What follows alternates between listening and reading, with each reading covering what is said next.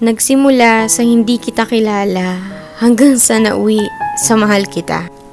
Parang kailan lang pa-scroll-scroll ka pa sa social media, lalo na pag boring ka.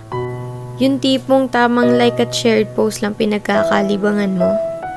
Wala ka naman sanang planong pumasok sa relasyon, pero biglang isang iglap may dumating sa buhay mo para mahalin ka. At sa hindi inaasahan, nahuhulog ka na rin sa kanya. Hanggang isang araw, yung akala mo magiging mag-isa, pero hindi pala, kasi may taong tatanggap sa'yo ng buo. Ang sarap nga naman magmahal pag mas mahal ka. Ang sarap makontento pag mas kontento sa'yo. Hahanap ka pa ba ng iba kung sobra-sobra na siya? Kaya nga sana wala na lang niloloko para wala na lang nasasaktan. Sana mapadpad kayo sa taong kayang pakalmahin puso nyo at hindi kayo bitawan sa mga panahong magulo na. Kasi sa totoo lang, iba yung saya pag nasa tamang tao ka na.